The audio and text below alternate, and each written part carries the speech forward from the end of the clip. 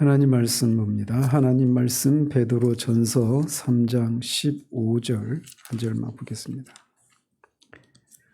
베드로전서 3장 15절 한 절입니다. 같이 읽겠습니다. 너희 마음에 그리스도를 주로 삼아 거룩하게 하고 너희 속에 있는 소망에 관한 이유를 묻는 자에게는 대답할 것을 항상 준비하되 온유와 두려움으로 하고. 예고해 드린 대로 오늘부터 이 하이델베르크 요리문답을 시작을 합니다. 그래서 제가 주로 이제 참조하는 주 텍스트는 이 책입니다. 그 원강현 씨께서 이렇게 번역한 하이델베르크 요리문답 해설서인데 이것만 해도 1000페이지가 넘습니다. 그리고 모두 129문답으로 되어 있어서 한 주에 한 문답을 한다고 쳐도 129주가 걸리는, 저로서는 굉장히 대장정이 긴 시간이 요구되는 그런 것인데 오늘부터 그 시작을 하려고 합니다. 그런데 오늘이 서론인데 이 서론도 몇 번에 걸쳐서 서론을 하게 될 거예요. 왜냐하면 이 하이델베르크 요리문답을 작성한 이 자카리아스 우르시누스라고 하는 분이 이 저자의 서문이 또 2개가 따로 있거든요. 그래서 이 하이델베르크 요리문답 전체를 살피는 이걸 강의하는 입장에서 서론을 2번 정도 할 것 같고, 여기 나오는 저자의 서문 그리고 특별 서문 이게 있는데 그것도 요약의 형태로든지 좀 그걸 다 살피면서 다 살펴야 제대로 살피는 것이라서 아마 서론이 몇 차례에 걸친 그런 서론이 이렇게 진행될 것 같습니다. 그래서 오늘은 이제 주로 이 백석대 조직신학자이신 그 권호독 교수님의 이 하이델베르크 요리문답의 신학적 특징이라고 하는 논문을 근거로 해서 오늘 이 서문을 먼저 열어보려고 합니다. 이 하이델베르크 요리문답 이렇게 하는데, 하이델베르크 하면 지명입니다. 그 웨스트민스터도 그 지명이죠. 그 사원의 이름이 웨스트민스터였고, 그래서 하이델베르크 요리문답 이렇게 부르는데, 어떤 분들은 하이델베르크 신앙교육서 또는 어떤 분은 하이델베르크 교리문답서 이렇게 얘기를 하기도 합니다. 그런데 이 단어가 이렇게 3가지로 이렇게 부르기도 하는데 우리말로는, 근데 이 라틴어로는 카테키스무스라고 하는 단어를 이렇게 3가지로 번역을 하는 거예요. 원래는 하나인 거죠.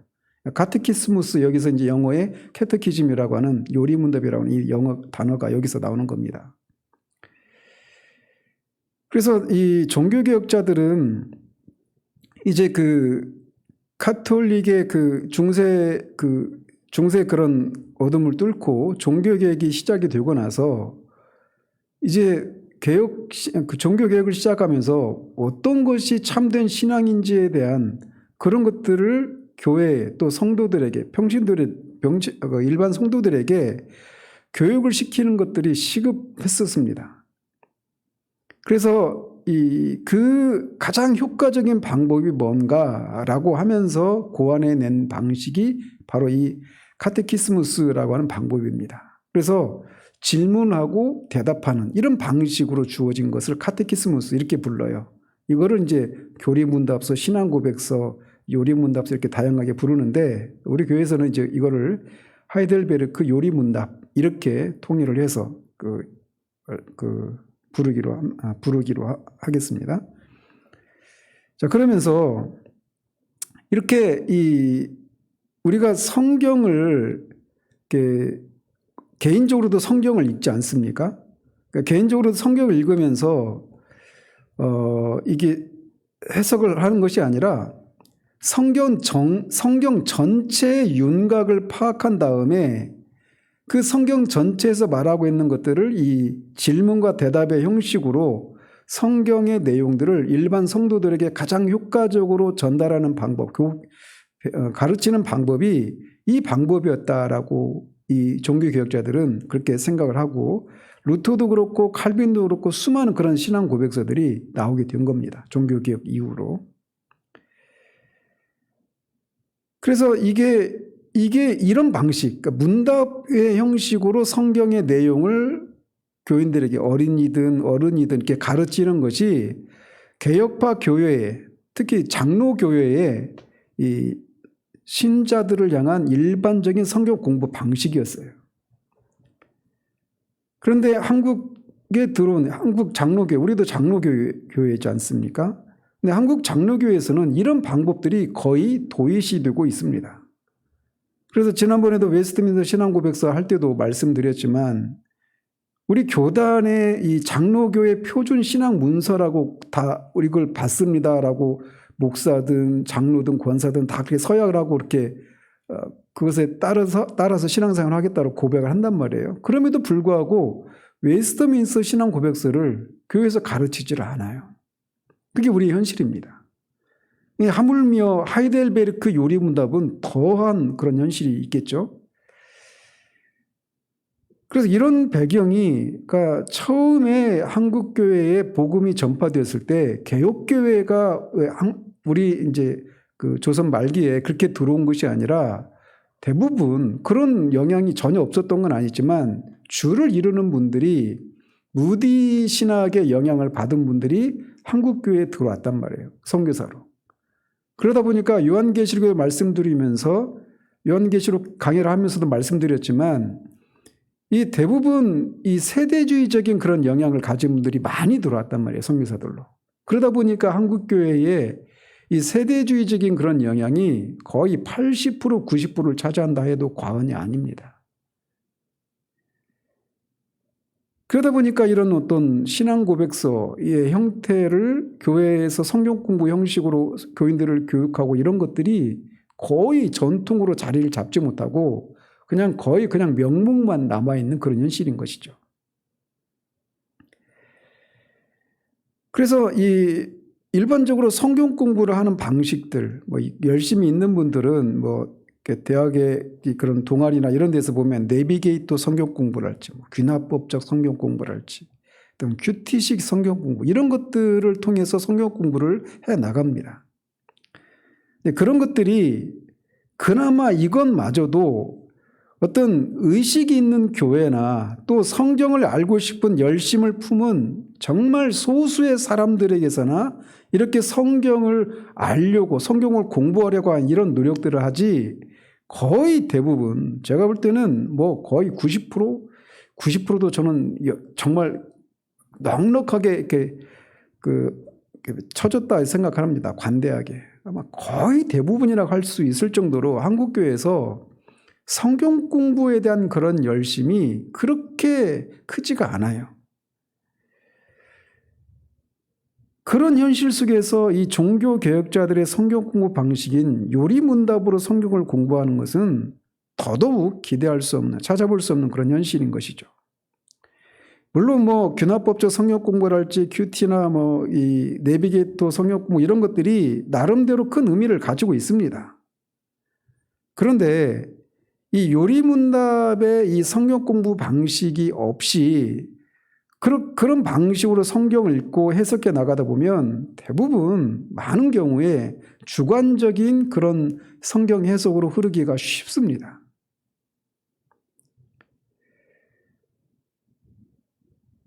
따라서 이 종교개혁자들의 성경 공부 방식인 이 문답식 성경 공부 방식이 굉장히 성경을 전체적으로 이해하는 데 있어서 그리고 조직적으로 이해하는 데 있어서 굉장히 중요한 방법인데 이 조직신학 요리문답 방식으로 문답식 성경 공부 방식이 성도들에게 다음과 같은 몇 가지 유익들을 제공해 줍니다. 먼저는 성도들에게 총체적인 성경 지식을 조직적으로 그렇게 함양하게 만들어서 교인 한 사람 한 사람이, 그러니까 우리 목사님이 그러는데 구원파 교리는 이게 잘못됐대 이런 정도가 아니라 교인 한 사람 한 사람이 그런 어떤 각종 이단에 대해서 방어하고 진리를 골수할 수 있는 그런 어떤 조직적인 그런 어떤 체계를, 신앙의 체계들을 제공하는 것이 바로 이 요리문답의 이 성경 공부입니다. 뿐만 아니라 믿지 않는 사람들에게 복음을 전하는 방법도 굉장히 이 방식이 아주 효과적인 방식을 가지고 있어요. 또 이 성경의 이 여러 가지 진리가 하나님의 성품에 대해서도 어느 성경 한 곳에 다 몰려 있는 게 아니지 않습니까? 성경 이곳저곳에 하나님이 직접 그렇게 자신을 계시하시는 방식을 통해서 또는 하나님이 하신 일을 통해서 하나님이 어떤 분이신가가 성경 곳곳에 산재되어 나타난단 말이에요. 근데 그런 것들을 다 한꺼번에 이렇게 체계화시키는 이런 작업들이 필요하단 말이죠. 근데 요리문답 방식이 바로 그런 방식을 취하는 거예요. 그거를 질문과 답의 형태로 성도들에게 그것을 가르치는 것입니다. 그래서 이단을 방어하기도 하고 복음을 전하는데 이 방식이 굉장히 효과적인 그런 가르침의 방식인 것이죠. 그뿐만 아니라 성도들로 하여금 이렇게 질문하고 대답한 이런 것을 통해서 자연스럽게 어떤 사고가 길러지느냐면 철학적인 사고, 또 생각하는 그런 훈련이 동시에 이어집니다. 그래서 계속 보시겠지만 어떤 질문을 하고 그것에 대해 답을 합니다. 그리고 그 답을 하는 그 근거가 무엇인가를 성경을 가지고 제시를 해요. 그렇게 제시했을 때 그것에 대해서 반론이 있을 수 있지 않습니까? 그 반론에 대해서 어떤 반론을 제시하면 그 반론과 함께 그 반론에 대해서 또다시 반박하고 이런 식으로 논리적으로 성경을 근거로 논리적으로 그렇게 주고받는 그런 과정들을 해나가면서 자연스럽게 사고하는 훈련들이 길러지는 겁니다. 그러니까 칸트가 그런 얘기 하잖아요. 어떤 생각을 하려면 어떤 사실에 대해서 비판적인 사고를 합리적인 사고를 할 수 있어야 되고, 그 다음에 비판적인 사고를 할 수 있어야 되고, 그거를 종합할 수 있는 그런 사고의 과정을 통해서 우리가 어떤 진리를 깨닫고, 그런 과정을 통해서 어떤 우리 사고 체계가 성립이 된단 말이죠. 근데 요리문답 방식이 그런 사고의 훈련을 시켜주는 그런 게 있어요. 그래서 이 종교개혁자들은 질문과 답의 형식을 빌어서 성경 전체에서 말하고 있는 그런 내용들을 조직화해서 이 다양한 요리문답이나 그런 신앙 고백서들을 작성해 냈던 것입니다. 그리고 지금도 여전히 이 방법은 유효합니다. 물론 이 신앙 고백서가 작성되었을 때 시대상과 우리가 살고 있는 시대가 달라졌기 때문에 이 내용에 뭔가 추가해야 될 것들이 있어요. 그럼에도 불구하고 여기서 다뤄지고 있는 내용들이 신앙의 근간이 되는 내용들은 빠짐없이 거의 다 다루고 있습니다. 우리 인간 삶과 관계된 그런 것 거의 우리 삶의 총체적인 그런 삶의 모습들을 성경의 근거에서 다루고 있기 때문에 자연스럽게 이 공부를 하다 보면 우리가 세상을 볼 수 있는 그런 성경적인 세계관과 가치관들이 형성되는 그런 일도 우리에게 일어날 수 있는 겁니다. 어쨌든 이 하이델베르크 신앙 고백 요리문답이 만들어지기 전에 이미 개혁파 6개의 개혁파 고백서가 이미 존재했었습니다. 그래서 이 최초의 개혁파 고백서는 칼빈에 의해서 작성된 것으로 1536년에 이 제네바 요리문답이 처음으로 개혁주의 신앙을 근간으로 한 요리문답이 작성이 됩니다. 그래서 제네바 카테키스무스 이렇게 불러요. 두 번째가 스위스의 쥐리히는 이제 누구죠? 지금 이름이 갑자기 생각이 안 나네. 루터와 같은 시대에 쥐리히에서 활동했던 종교개혁자가 있는데, 제가 그 유명한 분을 기억이 안 나네. 어쨌든 스위스의 쥐리히에서 합의서가 이렇게 작성이 되는데, 그것도 이제 제 기억이 안 나는데 그 사람의 그 후임인 하인리히 블링거라고 하는 사람에 의해서 1549년에 작성이 됩니다. 그리고 프랑스의 위구노 고백서라고 하는 것이 이제 프랑스에서 작성이 돼요. 그래서 칼빈이 프랑스 사람이지 않습니까?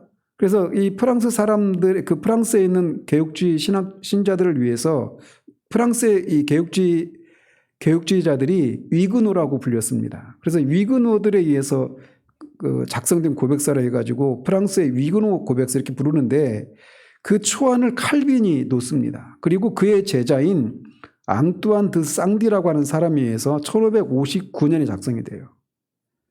그러니까 제네바에 하나 있었고 취리에 하나 있었고 프랑스에 하나 있었고 그 다음에 네 번째가 존 낙스라고 스코틀랜드의 이 목사이자 신학자인데 그분의 주도에 의해서 1560년에 스코틀랜드 고백서가 작성이 됩니다.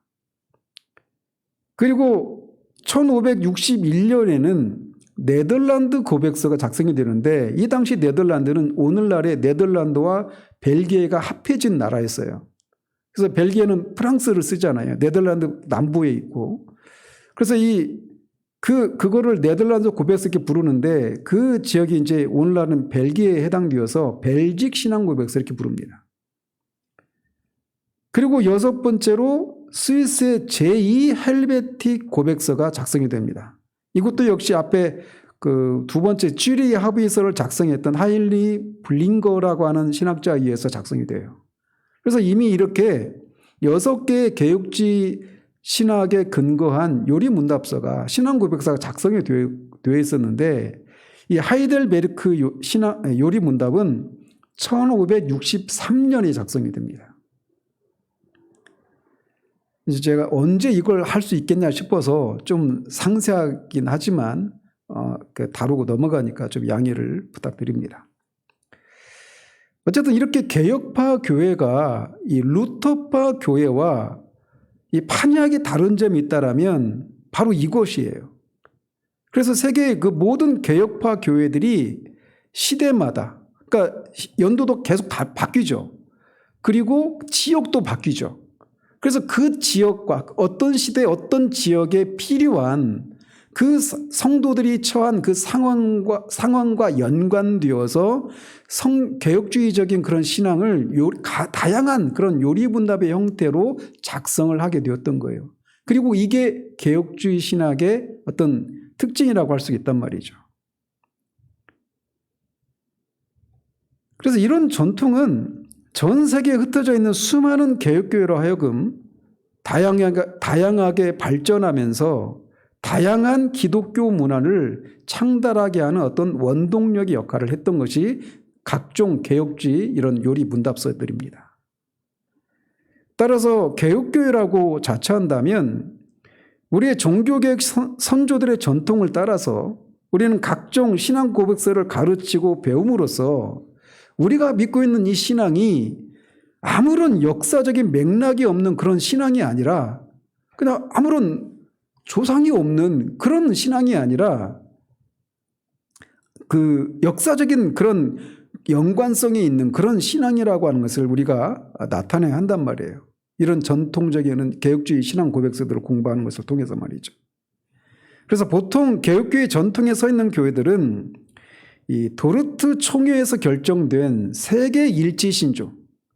그래서 교회 일치를 이루는데 기여했던 세 가지 신조가 있는데 그 신조가 뭐냐면 앞에 말씀드린 벨직 신앙 고백서, 그 다음에 이 하이델베르크 요리문답, 그 다음에 도르트 신조. 이게 이 세 가지를 일치 신조라고 부릅니다.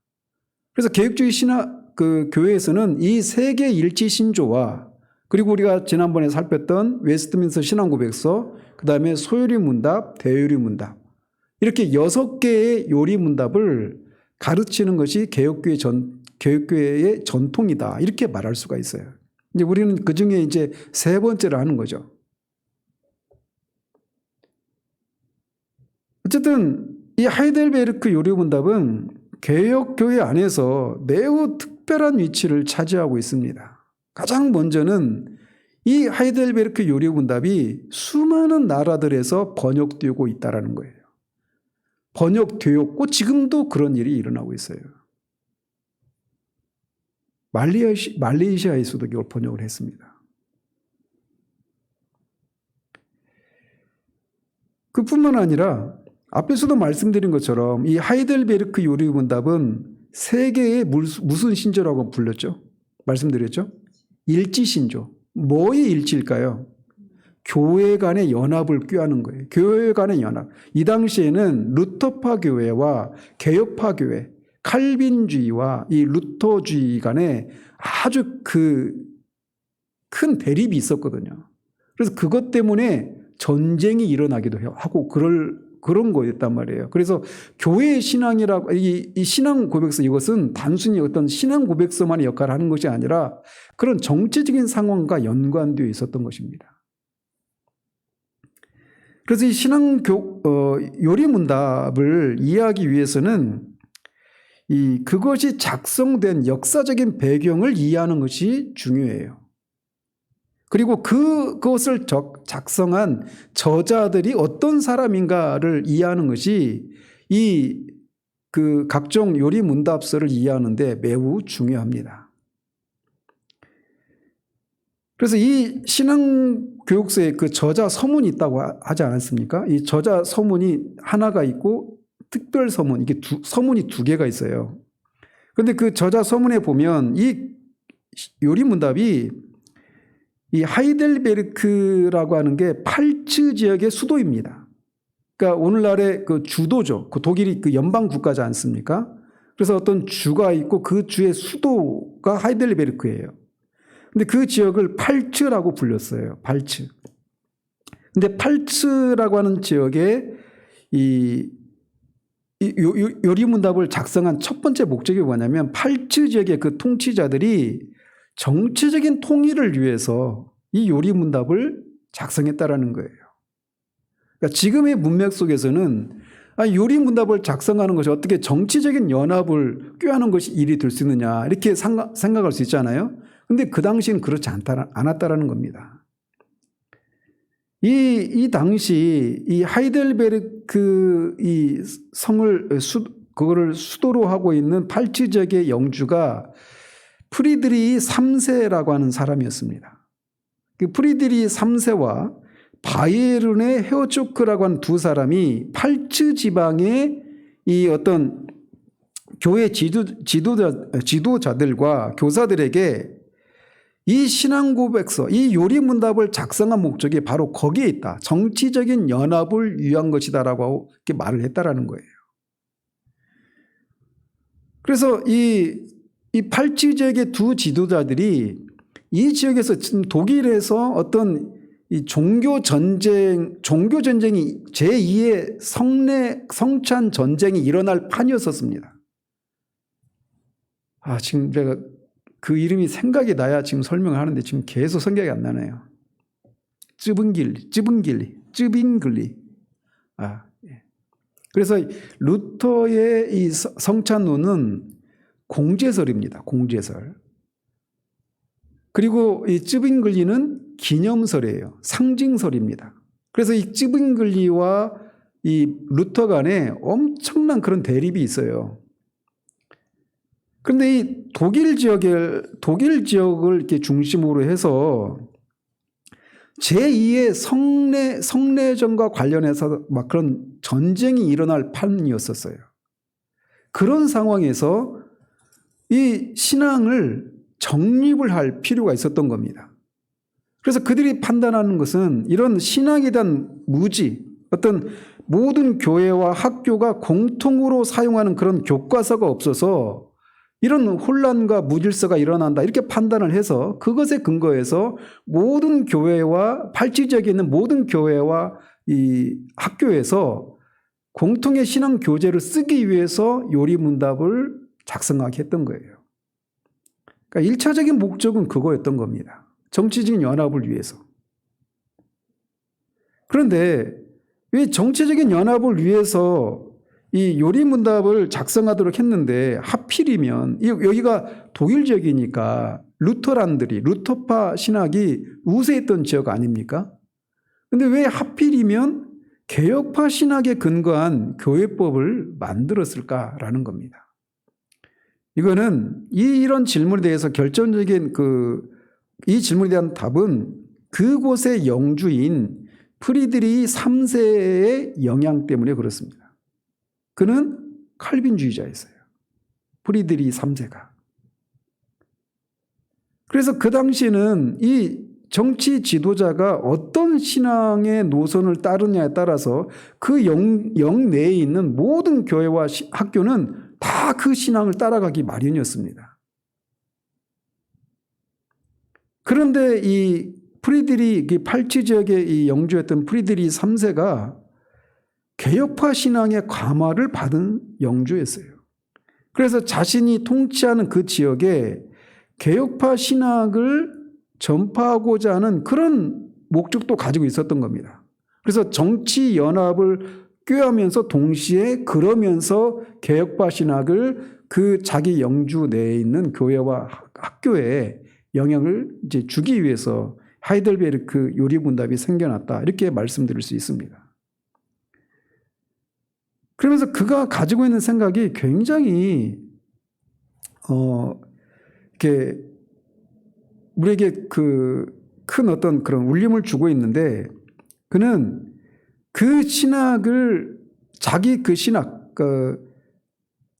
자기 그 개혁파 신학을 그 고백하고 그 자신의 양심을 거슬러서 그 개혁파 신학을 포기하느니 차라리 왕관을 포기하겠다 할 정도로 그렇게 개혁파 신학에 대해서 굉장히 깊은 그런 이렇게 하나된 마음을 가지고 있었던 그런 사람이었다고 합니다.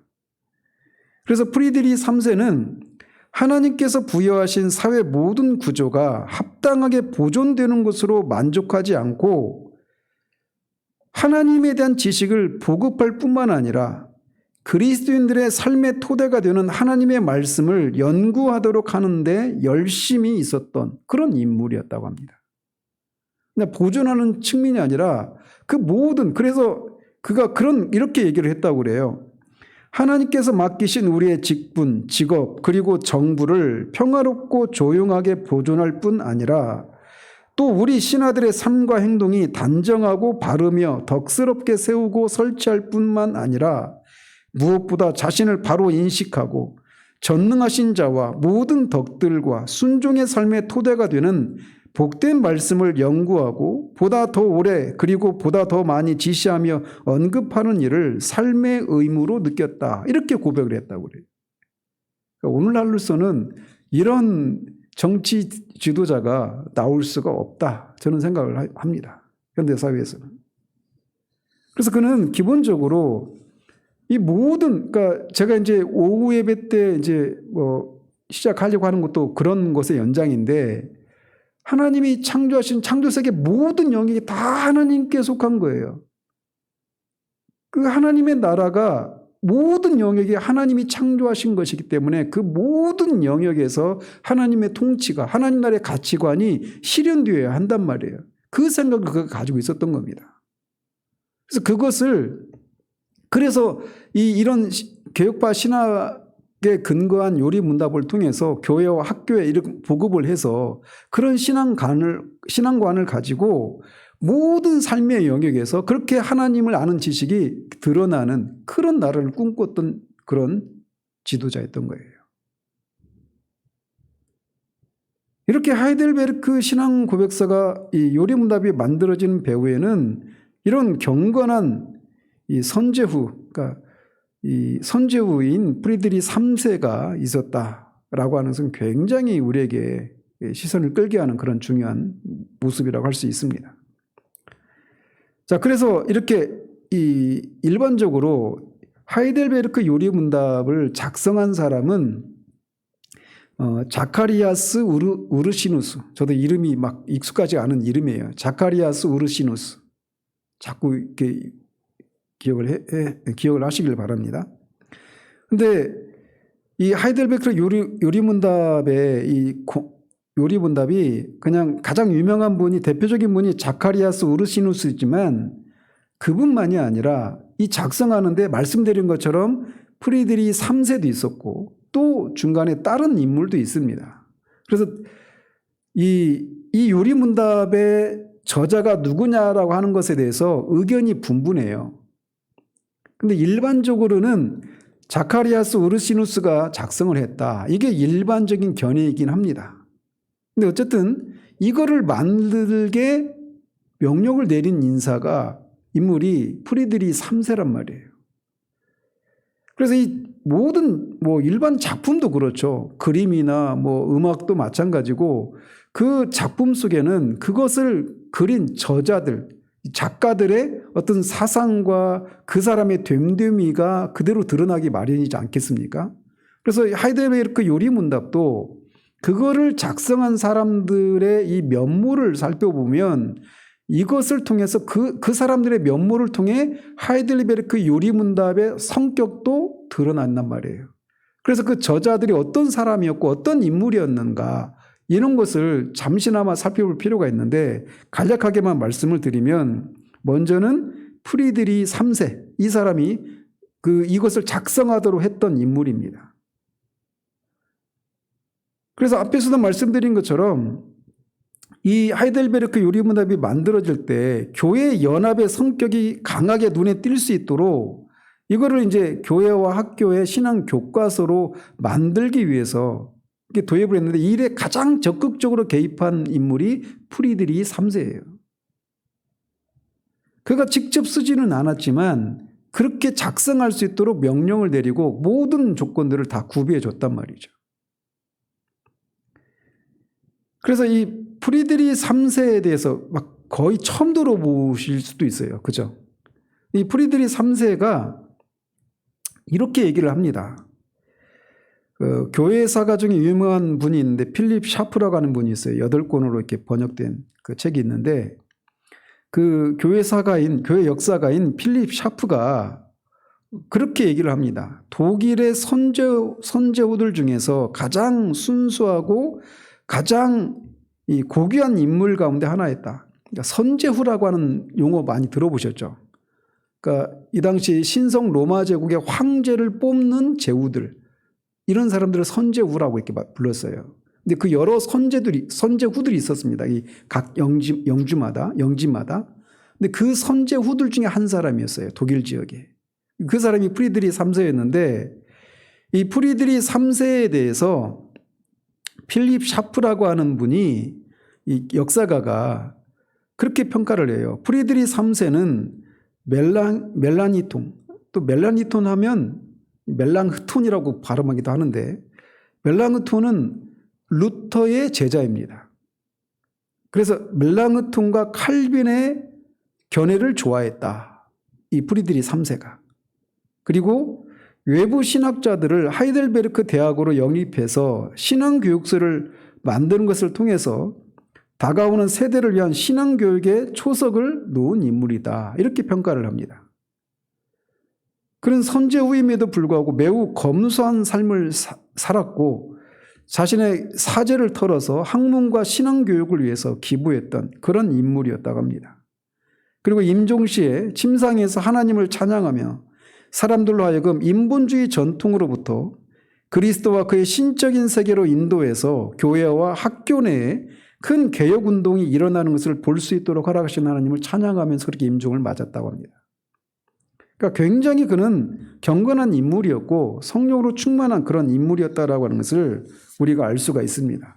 그리고 정치가임에도 불구하고 진리를 분간할 수 있는 그런 해안을 가지고 있었고 진리가 얼마나 중요한지도 알고 있었던 인물이고 그 진리가 민중의 삶에 어떤 영향을 끼치는가를 잘 알고 있었던 인물이었다라는 겁니다. 그래서 이 요리문답 형식을 통한 이 신앙교육서의 중요성을 알고 그것을 작성하도록 했던 것입니다. 자, 그 다음에 이 요리문답을 작성하는데 기여했던 인물이 카스파 올레비아누스라고 하는 사람입니다. 카스파 올레비아누스. 다 낯선 이름들인데 상식적으로 그냥 기억을 해 주시길 바랍니다. 이 올레비아누스는 프리드리 3세가 제1차 여기에 작성하는 데 중요한 인물이었어요. 그 두 번째 인물이 올레비아누스라고 하는 인물인데 이 올레비아누스는 경제적으로 이렇게 부유한 집안의 아들이었다고 합니다. 그래서 원래는 카톨릭 가문, 로마 카톨릭 가문에 속했던 집이었는데 그 아버지가 이제 프랑스로 유학을 보내서 프랑스에서 법학을 전공했다고 합니다. 이 프랑스에서 법학을 전공하다가 거기에서 프랑스에 있는 개혁주의자들과 연결이 되었어요. 앞에서 제가 말씀드렸죠. 프랑스의 개혁주의자들을 뭐라고 부른다라고 했죠? 위그노라고 불렀어요. 위그노. 그래서 그 프랑스의 칼빈주의 공동체인 위그노들과 연결이 됩니다. 그래서 이 법학으로 졸업시험을 치른 다음에, 이건 이제 칼빈하고 똑같죠. 칼빈도 법학을 전공했거든요. 법학으로 졸업을 한 다음에 이제 제네바나 취리, 로잔 다 어디입니까? 여기가 스위스잖아요. 스위스. 스위스에 누가 있어요? 칼빈이 있어요. 칼빈이. 이 당시. 거기서 칼빈을 만나고 칼빈의 제자가 됩니다. 올레비아누스가. 그리고 다시 고향으로 와서 이제 신앙 교육서를 가르쳤지만 반발이 심해서 실패합니다. 그리고 나서 1560년에 하이델베르크로 와서 이 신학 교수가 돼요. 그러니까 1563년에 하이델베르크가 작성이 됐다고 그랬잖아요. 그러니까 그 전 3년 전인 1560년에 하이델베르크로 와서 신학 교수가 됩니다. 그래서 이 올레비아누스는 이 하이델베르크 요리문답을 직접적으로 작성하지는 않았다라고 평가를 받아요. 그럼에도 불구하고 이 우르시누스가 이 요리문답을 작성하는데 간접적인 방식으로 또 참여하긴 했지만 어떤 토론의 방식으로 이걸 작성하는 데 도움을 줬을 것이다. 이렇게 얘기를 합니다.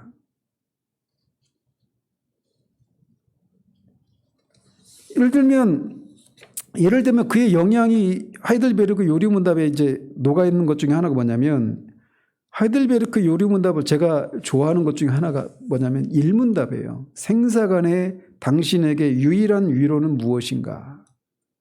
긴 답이 주어지는데 한마디로 예수 그리스도예요. 그런데 이런 대답으로 이렇게 시작을 하거든요. 하이델베르크 요리문답이 1문답이. 그런데 이 답이 아무래도 올레비아누스의 영향으로 나온 것이다 이렇게 추정을 한다는 거예요. 왜 그러냐면 이 올레비아누스가 어떤 경건한 그런 신부로부터 어떤 말을 들었는데 그거를 잊을 수가 없었다고 합니다. 어떤 말을 들었느냐면 그때 그 경건한 신부가 올레비아누스에게 이렇게 얘기를 했다라는 거예요. 내 아들아, 모든 시대의 하나님의 백성들은 자신의 위로를 예수 그리스도의 생명을 속죄하는 희생제물에서 발견했다. 이렇게 얘기를 했다라는 것이죠. 그런데 그게 1문답에 녹아 있어요. 그리고 그것은 올레비아누스의 영향을 받았을 것이다. 이렇게 추론하는 것이죠. 그리고 또 어떤 편지 속에서 보면 그가 이 요리문답의 80문 여기에 이 성문창과 미사를 구별짓는 그런 것을 첨가했다라고 하는 편지를 보내기도 한 것을 우리가 읽을 수가 있습니다. 그래서 이 올레비아누스가 요리문답을 작성하는데 어쨌든 이 토론에 이게 상대방이 되어줘서 그렇게 이 우르시누스가 이거를 작성하는 데 도움을 줬을 것이다. 이렇게 생각한다는 것이죠. 그런 학문에 있어서는 우르시누스보다는 못했지만 설교와 교회 행정에서는 그보다 더 뛰어났다고 합니다. 어쨌든 이 올레비아누스도 이 두 번째 그 어떤 요리문답을 작성하는 두 번째 영향을 끼친 그런 사람입니다. 세 번째 인물이 이 자카리아스 우르시누스라고 하는 인물이에요. 그래서 일반적으로 우르시누스가 하이델베르크 요리문답을 작성했다 이렇게 알려져 있는데 그것만 살펴보고 오늘은 첫 시간을 마치도록 합니다. 우르시누스는 그의 스승이 누구냐면 멜랑흐톤이에요. 그러니까 루터가 비텐베르크 대학에서 95개 그 반박문을 내걸면서 종교육이 시작됐잖아요. 그 대학의 교수, 그러니까 루터의 제자가 멜랑흐톤이었어요. 근데 그 멜랑흐톤의 제자가 우르시누스였습니다. 그로부터 굉장히 인정을 받고 사랑을 많이 받았던 사람이라고 합니다. 그래서 이 멜랑흐톤이 이 우르시누스를 추천하기를 이제 좀 시간이 좀 많이 길어져서 제가 좀 막 건너뛰면서 말씀을 드리는데 핵심적인 것만 말씀을 드리면 이 우르시누스는 멜랑흐톤의 제자였어요. 그래서 그 비텐베르크 대학에서 인문학과 어떤 그런 그런 공부들을 합니다. 인문학적인 그런 공부를 해요. 멜랑흐톤을 통해서. 한 7년을 거기에 머물렀다고 합니다. 그런데 거기를 졸업하고 이제 그 당시에는 어떤 대학을 졸업하면 그 당대의 지성인들과 만나서 서로 토론을 하고 하면서 이렇게 교제를 하고 또 새로운 사상을 배우고 하는 이런 것들이 이렇게 있었다고 그래요. 그러면서 이 우르시누스가 이 멜랑흐톤이 우르시누스를 그렇게 세계 지성인들에게 접할 수 있도록 이렇게 보내면서 추천서를 써줬는데 그렇게 얘기를 했다고 합니다. 이 사람은 하나님으로부터 시제, 즉 시적인 재능을 부여받았으며 올바르고 점잖은 기품을 지녔고 모든 선한 이들의 사랑과 칭송을 받기에 합당한 복이 드문 젊은이다. 이렇게 얘기를 했다고 합니다.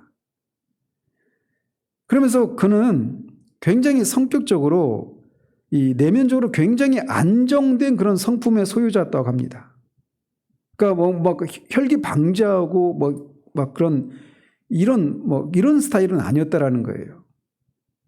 그리고 우르시누스의 전공자가 네빈이라고 하는 분인데 여기 이 서문에도 이 네빈의 그 서문이 있습니다.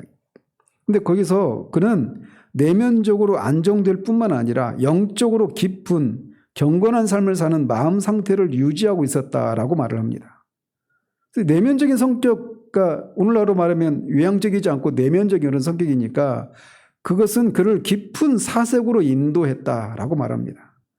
그래서 그는 천성이 나서기를 싫어하는 성품을 지닌 사람으로서 홀로 묵상과 스스로 교통하는 데 익숙했고 모든 시끄러운 소리와 분쟁들을 혐오하였고 신비로우면서도 논리적이고 지적이며 예리함과 동시에 사색이 깊은 사람이었다. 이렇게 이 우르시누스 그 전문가인 네빈이라고 하는 분이 그렇게 평가를 합니다.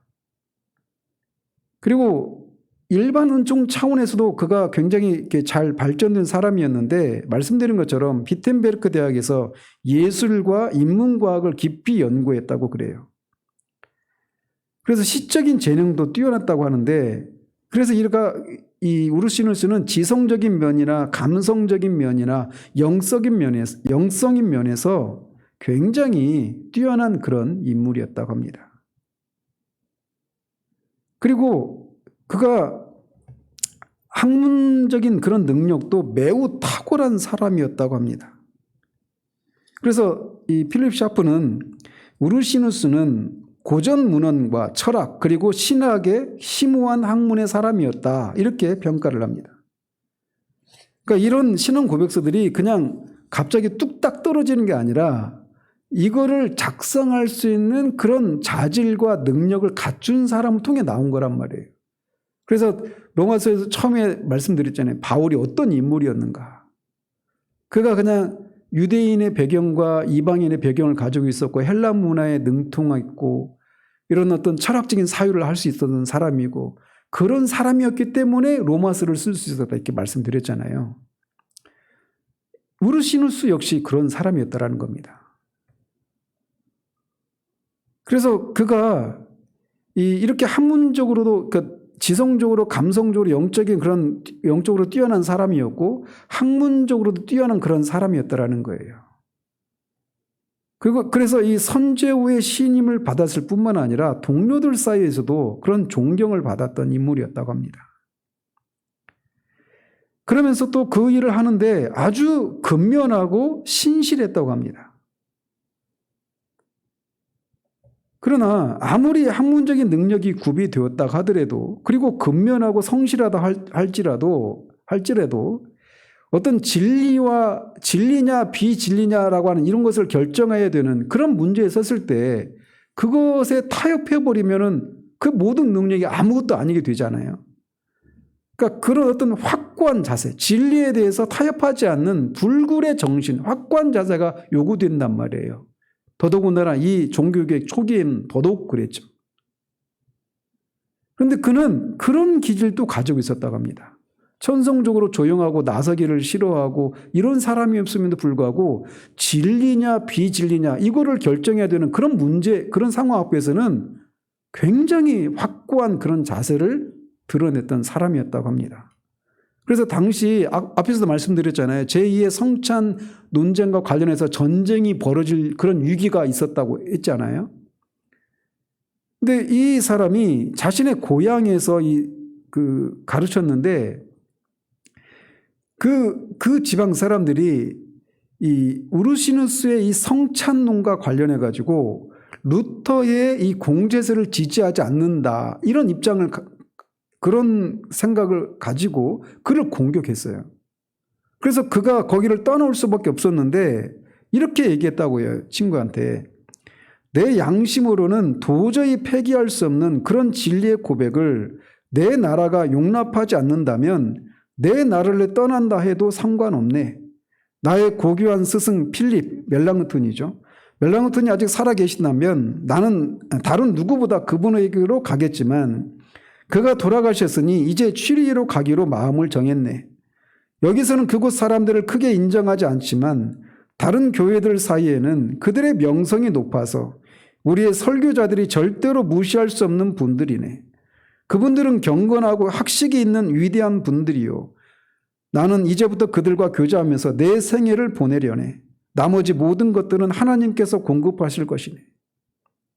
그러니까 그가 고향에서 그 동네, 그 고향의 시의회에서 그를 전적으로 서포트해가지고 어떤 그 고향에서 신학 교수로 봉사하고 있었는데 자신의 성찬론에 대해서 대적들이 공격을 하는 것 때문에 그 직위를 잃어버릴 위기가 있었단 말이에요. 근데 거기에서 이런 얘기를 했던 겁니다. 그 상황 앞에서. 진리가 아닌 것들에 대해서는 타협하지 않는다라는 겁니다. 그리고 그것 때문에 자신이 어떤 모든 것들을 잃어버려도 상관이 없다라는 겁니다. 조용한 그런 성격의 소유자였음에도 불구하고 진리 앞에서는 이렇게 확고한 단호한 그런 태도를 보였다라는 겁니다. 특별히 그의 대적과 맞서서는 특별히 그런 모습을 더 잘 드러냈다라고 네빈이라고 하는 분이 그렇게 평가를 합니다. 어쨌든 이 우르시누스라고 하는 이 인물은 그러니까 한마디로 말하면 이 종교개혁 시대에 그야말로 춘추 전국시대와 중국의 춘추 전국시대가 있었잖아요. 그러니까 춘추 전국시대와 같은 그런 대혼란기였단 말이에요. 그 대혼란기에 이 우르시누스가 여러 신학 사상들 이미 그 루터파에서 나온 그런 요리 문답서나 그런 고백서들 그다음에 개혁파 앞에서도 6개 개혁파 신학에 근거한 그 신앙 교육서들이 나왔다고 그랬잖아요. 그런 것들을 다 취합하고 종합해가지고 용광로에 녹인 다음에 종교개혁적인 시각으로 다시 재창조해서 작성된 것이 하이델베르크 요리문답이다. 이렇게 말을 해요. 그러니까 이 각각에 있는 것들을 용광로에 녹여서 재창조를 했으니까 거기에서 루터파나 개혁파나 이런 사람들 간의 그런 일치, 교회 일치 이런 것들을 꾀하는데 어떤 재능을 발휘했다라고 할 수 있습니다. 그래서 이 하이델베르크 요리문답을 일치신조라고 부르는 거예요. 제가 오늘 막 첫 시간이라고 여러분들이 전혀 생소한 이름들이 나오고 지역 이름 나오고 그래서 지금 막 빨리 들어가고 싶은 마음도 있겠는데 이게 이 기초적인 이 배경을 깔아놓고 해야 이게 이제 다루는데 좀 더 유익이 있으니까 이 첫 시간 이렇게 했습니다. 그래서 이 우르시누스라고 하는 이 사람에 의해서 이 하이델베르크 요리문답이 작성이 되었는데 이 하이델베르크 이 요리문답이 이 우르시누스라고 하는 사람의 어떤 것들이 어떤 그 사람이 갖고 있는 그런 면모가 어떤 식으로 드러났는가 이거는 이제 하이델베르크 요리문답의 어떤 신학적인 그런 배경이나 구조나 이런 것들을 보면 우리가 알 수가 있습니다. 그래서 하이델베르크 요리문답 전체 흐르고 있는 게 무엇이냐면 위로예요. 위로. 그래서 일문답이 이 하이델베르크 요리문답의 일문답에서부터 그게 나오잖아요. 아까도 말씀드렸죠. 생사간에 당신에게 가장 위로가 되는 게 무엇입니까? 예수 그리스도예요. 위로의 문제를 로마서의 구조를 따라서 이 위로라고 하는 중심 주제를 가지고 로마서의 그 구조를 따라서 이 요리문답서를 작성을 합니다. 그래서 이제 우리가 한 번 더 이제 서론을 살필 텐데 이 하이델베르크 요리문답을 끝나고 나면 우리 안에서 로마서를 우리가 강의를 들었을 때 우리 안에 일어나는 그 반응이 동일한 반응이 일어나기 마련이에요. 그래서 어쨌든 이제 한 2년이 넘는 이런 대장정을 우리가 시작을 했는데 이 과정을 통해서 우리 안에서 다시금 하나님이 그리스도를 통해서 우리에게 하신 일들이 무엇인가를 아는 그런 것이 우리 가운데 다시금 굳건히 세워져서 우리 믿음이 견고해지고 우리 구원의 그런 영광스러움을 우리가 더욱더 풍성히 누린 일들이 있기를 바랍니다. 기도하겠습니다. 하나님 아버지, 이제부터 하이델베르크 요리문답, 한국 교회 안에서 그렇게 알려지지 않은 그런 요리문답이지만 교회사를 통해서 정말 많은 나라들에서 번역이 될 정도로 지금도 여전히 그런 효력을 발휘하고 있는 이 신앙 고백서를 요리문답을 우리가 공부를 하려고 합니다. 우리에게 깨닫는 마음을 주시고 진리를 알려고 하는 일들에 우리가 열심을 낼 수 있도록 도우셔서 이것을 마치고 났을 때 우리 신앙이 더욱더 견고해지고 우리 안에 진리를 사수하고자 하는 그런 마음이 우리 가운데 투사와 같은 그런 마음이 우리 가운데 새롭게 될 수 있도록 우리를 붙들어 주시기를 소원합니다. 예수 그리스도 이름으로 기도합니다. 아멘.